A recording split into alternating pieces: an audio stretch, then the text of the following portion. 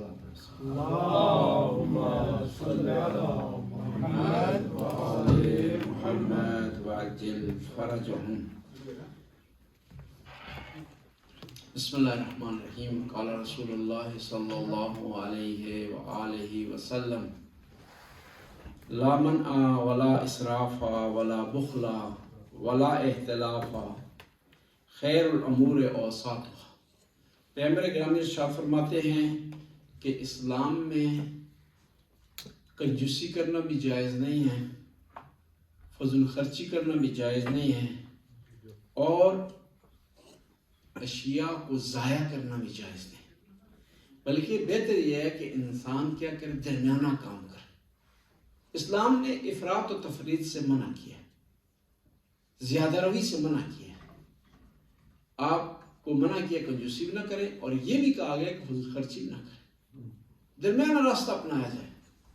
حتیٰ شریعت میں ہے کہ پیش نماز جب نماز پڑھا رہا ہو تو اس کو چاہیے کہ وہ اس کی سپیڈ درمیانی ہو، نہ F16 کی سپیڈ ہو اور نہ کچھو والی سپیڈ ہو. حتیٰ شریعت میں یہ کہا گیا ہے کہ پیش نماز کو نماز شروع کرنے سے پہلے ایک نگاہ دوڑائے کہ میری مقتدیوں میں جو سب سے کمزور آدمی ہے اس کا وہ خیال رکھے، تب جو ہے نماز کا معاملہ جو ہے آگے بڑھے گا. اور لمبے رکوع کرنے کا ثواب ہے، لیکن آپ نے جب جماعت کے ساتھ پڑھ رہے ہیں یا جماعت کے کو پڑھا رہے ہیں تو آپ نے لمبے رکوع جو نہیں کرنے، لمبے سجدے آپ نے نہیں کرنے. ممکن ہے کچھ ایسے افراد ہو جو لمبے سجدے نہ کر سکتے ہو،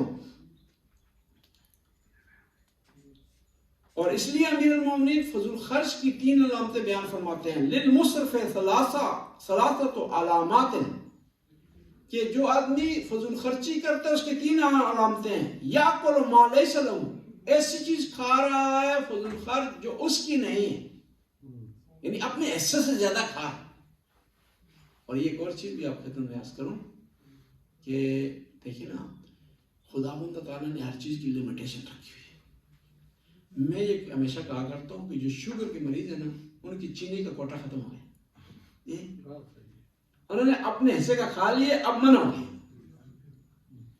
اسی طرح جو آدمی کولیسٹرول کا مریض ہے، کولیسٹرول کی اسے بیماری ہے، اب وہ گوشت نہیں کھا سکتا، گوشت کا جو کوٹا تھا اس کا بند ہو گیا، ختم ہو گیا.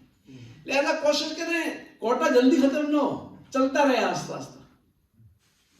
اور بعض اوقات یہ ہوتا ہے کہ ہم دعوتوں میں جاتے ہیں، محفلوں میں جاتے ہیں تو لوگ اتنا ڈال لیتے ہیں جو کھا ہی نہیں سکتے، بعد میں ضائع ہو جاتا ہے. اور اس کا حساب ہے، آپ ذرہ برابر جو عمل کریں گے اس نے آپ کا حساب کرنا، حساب دینا. کہتے ہیں نا فی الحرام عقاب و فی الحلال حساب. کہ حرام تو اس کا معاملہ جدا ہے، جب حلال آپ نے کما لیا اس نے پھر آپ نے حساب دینا. مشہور و معروف واقعہ ہے نا بہلول کا، تو وہ ایک دفعہ ہارون رشید کی سیٹ پر بیٹھ گئے. بہلول ایک دفعه وارد اتاق هارون رشید شد، روی صندلیش نشست، تو چوکیش نشست. بعد این را اون دربانا آمدن این را زدن حسابی. هارون رشید که وارد اتاق شد دیشت که گریه میکنه. گفت چرا بلال گریه میکنی؟ اینا زدن گریه میکنه؟ گفت نه زدن نمیترسم، نیرن به خاطر تو گریه میکنم. ما 5 دقیقه نشستم این قدر کتا خوردم واہ به حال تو. کہ ہارون رشید نے دیکھا کہ بلال کو مارا ہے دربانوں نے اور رو رہا، سیٹ پر بیٹھ گیا تھا اس کی، ہارون رشید کی. تو وہ رونا شروع کر دیا اس نے بلال نے. ہارون رشید آیا نے کہا کیوں رو رہے ہو، کیا انہوں نے مارا ہے؟ سکانش پہ اس نہیں، تیرے لیے رو رہا ہوں، میں تو 5 منٹ بیٹھا ہوں جی، تو میرا یہ حال ہو گیا، تو جو روزانہ بیٹھتا تیرا دل کیا حال ہو. یا مشہور معروف واقع ہے نا فاضل علوی صاحب، کہتے ہیں کہنے لگے کہ جن لوگوں کے نام لینے کے لیے یہاں مار پڑتی ہے اور جیل جانا پڑتا ہے، پتہ نہیں آگے کیا ہوگا. این یکی از خطبای پاکستانی بود، این خیلی مناظرانه صحبت میکرد، تنها تشریح میخورد، متاعین این را بیان میکرد، خرافه را نه. بعد بالای منبر بود، یک دفعه میگفت که بعد این پلیس را میگرفت زندان مینداخت، هر موقع سخنرانی میکرد پلیس را میگرفت زندان. گفت میگم الان به فکر افتادم که اون کسانی که اسمشون را اینجا میبریم و کتک میخوریم و زندان داره، معلوم نیست که تو آخرت چه خبری خواهد شد. بس امیر المومنین فرماتے ہیں کہ جو آدمی فضول خرچ ہوتا ہے وہ چیز کھا رہا ہوتا ہے جو اس کی نہیں ہوتی، وَيَشْتَرِي مَا لَيْسَ لَهُ، اور ایسی چیز خرید رہا ہوتا ہے جو اس کی نہیں ہوتی، اس کو ضرورت نہیں ہے. بعض اوقات ہمارے گھر میں کپڑوں کا ٹال لگا ہوا ہوتا ہے اور نئے کپڑے خرید لیتے ہیں. اور کچھ لوگوں کی میں نے ڈپٹی دیکھی ہے، پاکستان سے صندوق بھر کر لا رہے ہیں کپڑوں کا، صندوق بھر کے لے جا رہے ہیں. ان کی ڈپٹی لگ گئی ہے، بس انہوں نے بس صندوق ہی اٹھانا ہے. بھائی اتنے خریدو جو استعمال کر سکتے ہو، جو پہن سکتے ہو، جو تمہاری ضرورت نہیں ہے کیوں خریدتے ہو؟ بس انسان کو وہی چیز خریدنی چاہیے جو اس کی ضرورت ہے، وہی چیز جو ہے وہ پلیٹ میں اتنا ہی کھانا انسان ڈالے جو اتنا کھا سکتا ہے. وہ پاکستان میں ایک امتحان ہوتا ہے آئی ایس ایس بی کا امتحان، فوج میں کیڈٹ بھرتی ہونے کے لیے. تو ہمارے بھائی ستین شاہ امتحان دینے جا رہے تھے آئی ایس ایس بی کا. تو ہمارے گاؤں کے ایک میجر تھے سید، ان سے ہم نے ملاقات کی کہ میں وہاں امتحان دینے جا رہا ہوں، تو وہ بتائیں کیا ہوتا ہے. انہوں نے کہا کہ وہاں آپ کی 3 دن کی ایکٹیویٹی دیکھتے ہیں کس قسم کا آدمی ہے. مثال ہم نے دیکھی، کھانے کا یہ حساب کتاب ہے کہ کھانا جو ہے وہ جتنی بار ڈالیں کوئی مسئلہ نہیں ہے، لیکن مسئلہ یہاں بنے گا کہ ایک دفعہ آپ ڈال لیں گے اور وہ اتنا کھا نہ سکیں تو وہ نوٹ کریں کہ یہ آدمی کیا ہے، رجا ہوا نہیں ہے، بھوکا ہے. کہ یہ آدمی بھوکا، اور بھوکے آدمی کو افسر نہیں ماننا چاہیے. افسر وہ آدمی بنے کہ جس کی آنکھ بھری ہوئی ہو، آنکھ جو سیر ہو، اس کی آنکھ رجی ہوئی. یہاں پر ایک آدمی آگے کہنے لگا ہم جمرج ہیں. جی جمرج یعنی پیدائشی کیا ہے، وہ کیا ہے، یعنی امیر ہے. پنجابی میں کہتے ہیں نا، ہماری زبان میں کہتے ہیں جمرج. آپ کی زبان میں کیا کہتے ہیں اس کو جو پیدائشی امیر ہو؟ اس کا مطلب یہ وہ بھوکا ہے. جو اپنے آپ کو کہہ رہے ہیں میں جمرج ہوں، اس کا مطلب یہ بھوکا ہے. وہ کیا احساس کمتری کا شکار ہے. اور جو آدمی زیادہ لے رہا ہے نا، وہ کچھ وجوہات ہیں. یا تو سمجھ رہے ہیں کہ دوسرے لوگ کھا جائیں گے سارے، یا یہ ہے کہ سمجھے کہ خدا ہے اس نعمت کو واپس لے لے گا. ان کی مثال اس جیسی اب کہتے ہیں نا، اہل سنت میں جو ہمارے برادران اہل سنت میں مولوی مشہور ہیں حلوے کے حوالے سے، کھانے پینے کے حوالے سے، زیادہ کھانے کے حوالے سے مشہور. پتہ سچ ہے یا نہیں، بات اس طرح مشہور. وہ ایک مولانا صاحب تھے، وہ اندھے تھے، حافظ تھے. کہتا ہے کہ آپ نے کیا کرنا ہے، کھانے پینے میں بھی اور زندگی میں بھی اعتدال کرنا ہے. اور پھر مولا امیر المومنین فرماتے ہیں وَيَلْبِسُ مَا لَيْسَ لَهُ، اور وہ ایسی چیز پہنتا ہے فضول خرچ جو اس کا نہیں ہے. وَيَأْكُلُ مَا لَيْسَ لَهُ، اور ایسی چیز کھاتا ہے جو اس کی نہیں ہے. بس اسلام نے حکم دیا ہے کہ انسان میانہ روی سے کام لے. امام باقر علیہ السلام ارشاد فرماتے ہیں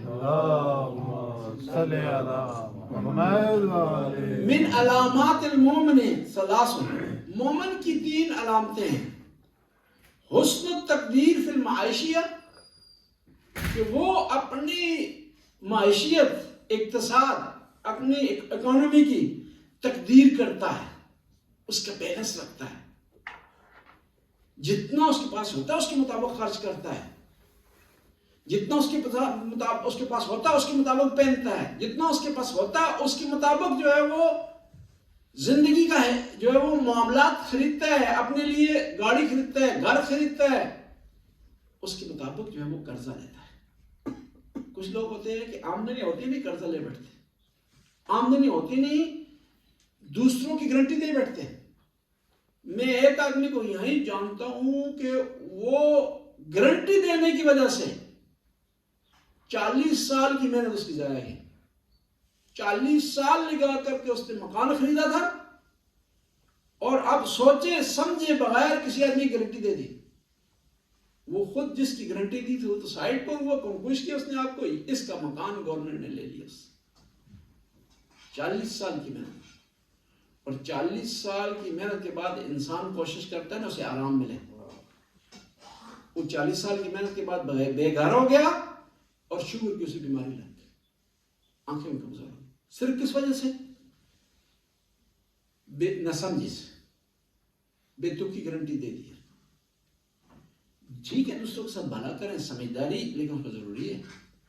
دوسروں کے ساتھ مدد کریں، تعاون کریں، لیکن تعاون کریں حد و حدود رکھ کر کے. خدا نے نہیں کہا کہ آپ جو ہے وہ ثواب کے چکر میں کباب ہو جائیں. ثواب بھی ایک حد ہے، اس کی حدود ہے، سمجھداری ہے، اس کے بعد آگے معاملہ بننا. والصبر علی النائبہ، مومن کی دوسری علامت یہ ہے کہ وہ مشکلات پر صبر کرتا ہے. آؤ فہم نہیں کرتا، روتا نہیں، چلاتا نہیں، جو ہے مایوس نہیں ہو جاتا، ڈپریشن کا شکار نہیں ہو جاتا، انزائٹیوں سے نہیں ہوتی، کیونکہ صبر کرتا ہے. مشکلات آتی ہیں انسانی زندگی میں، مالی مشکلات ہو سکتی ہیں، جانی مشکلات ہو سکتی ہیں، بیماری آ سکتی ہے. سب مشکلات میں وہ آدمی کامیاب ہے جو صبر کرتا ہے، تحمل سے کام لیتا ہے، برداشت سے کام لیتا ہے. اور خود مشکلات کا زندگی میں آنا اس بات کی علامت ہے کہ آپ ایکٹر ہیں. جو آدمی ہمیشہ گھر پہ بیٹھا رہے گا نا، کوئی کام نہیں کرے گا، اس کے مدد مشکلات نہیں آئیں گی. مشکلات آتی ہی اس کے لیے جو ایکٹیو ہے، جو میدان میں ہے، جو کوشش کر رہا ہے، جو سٹرگل کر رہا ہے، جو رسک لے رہا ہے. جو آدمی جو ہے وہ رسک نہیں لیتا اس کو مشکلات نہیں آتی، اور پھر رسک نہیں لیتا تو کامیابی بھی حاصل نہیں ہوتی. کیونکہ کون سا کاروبار جس میں رسک نہیں ہے؟ سارے کاروبار میں رسک ہے. کاروبار کریں گے، نوکری کریں گے، سٹرگل کریں گے، کوشش کریں گے، روڈ پر نکلیں گے تو ایکسیڈنٹ ہوگا نا. یعنی یہ زندگی کا حصہ ہے مشکلات، اس میں مومن گھبراتا نہیں ہے. والصبر علی النائبہ، پچھلے دنوں آیت پڑھی تھی نا، وَاسْتَعِينُوا بِالصَّبْرِ وَالصَّلَاةِ، کہ نماز اور صبر سے مدد حاصل کریں. اور تیسری علامت مومن کی التفقہ فی الدین، دین میں سمجھ بوجھ حاصل کرنا. دیکھیں نا، سارے دنیاوی معاملات آپ غیر مسلمان سے بھی کروا سکتے ہیں، لیکن وہ دین کا معاملہ آپ غیر مسلمان سے حل نہیں کروا سکتے. وہ آپ نے خود مطالعہ کرنا ہے، خود اس کو پڑھنا ہے، خود سیکھنا ہے، خود عالم دین سے آپ نے پوچھنا ہے.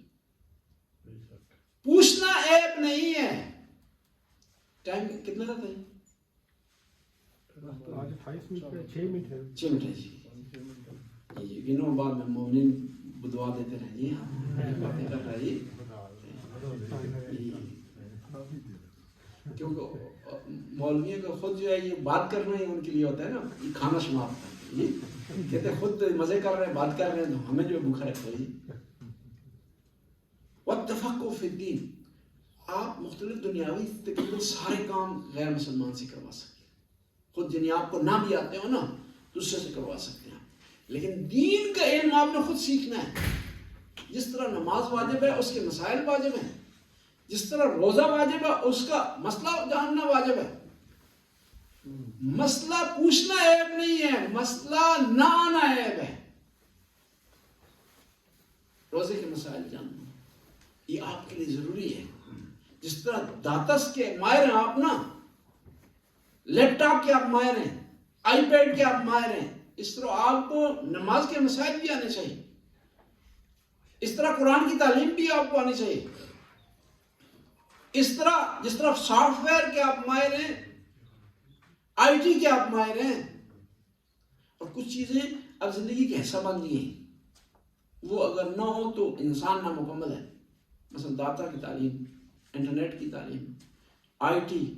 اسی طرح یہ بھی جاننا ضروری ہے کہ ایک مسلمان مکمل نہیں ہے جب تک اس کو شرعی مسائل نہ آتے ہوں. نماز کے احکام، روزے کے احکام نہیں آتے اس کو. اگر حج پر جانا ہے تو حج کے احکام اس کو نہیں آتے، عمرے پر جانا ہے تو عمرے کے احکام اس کو نہیں آتے.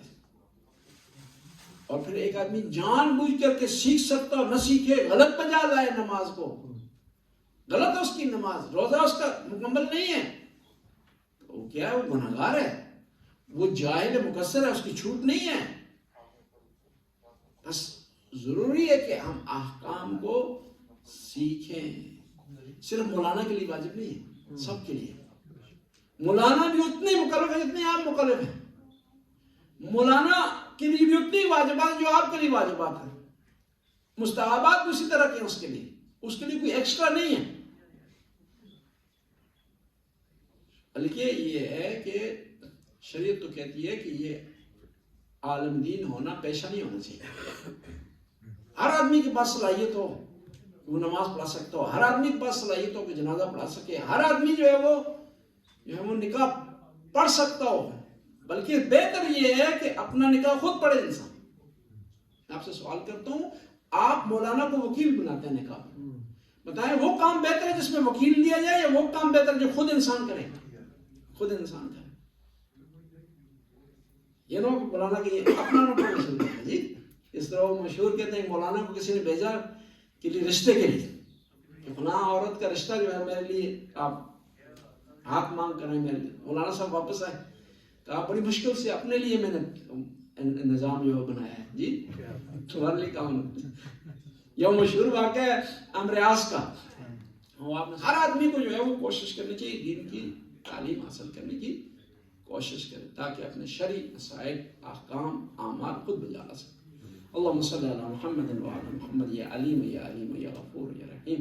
خدا اس قلیل سی حاضر کو قبول منظور فرما، ہمارے گناہوں سے درگزر فرما، نیک کام کرنے کی توفیق عطا فرما، حاضرین کے مرحومین کی مغفرت فرما، ان کے درجات کو بلند فرما.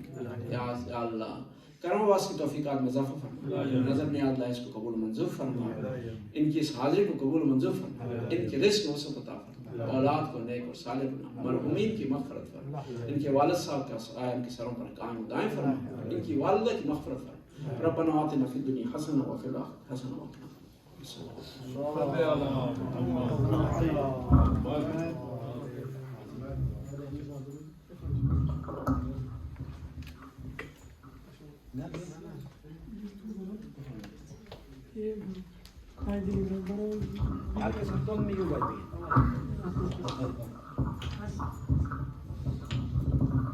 سبحان اللہ والحمد للہ ولا الہ الا اللہ واللہ اکبر. اللہ اکبر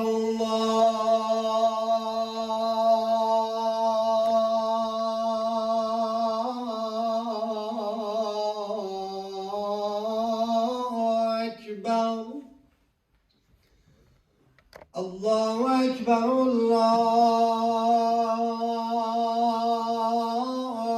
اکبر. اشہد ان لا الہ الا اللہ.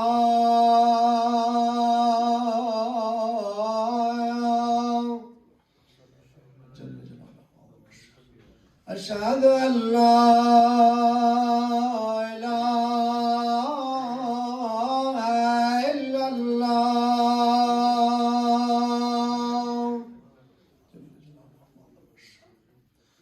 أشهد أن محمدًا رسول الله. أشهد أن محمدًا رسول الله. أشهد أن مولانا أمير المؤمنين عليا حجة الله. أشهد أن مولانا أمير المؤمنين عليا حجة الله. حي على الصلاة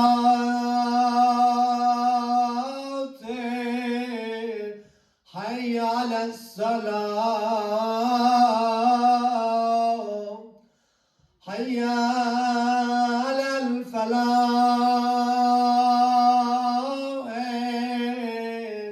حي على الفلاح حي على خير الأعمال حي على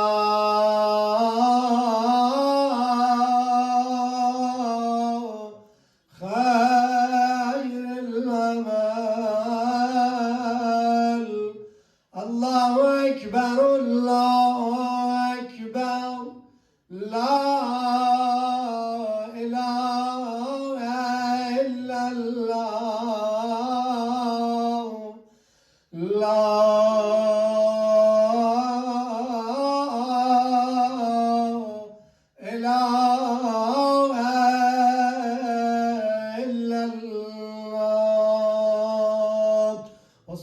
الله على سيدنا ونبينا محمد وآله وسلم.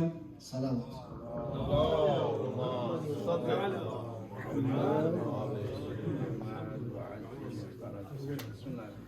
الله أكبر الله أكبر.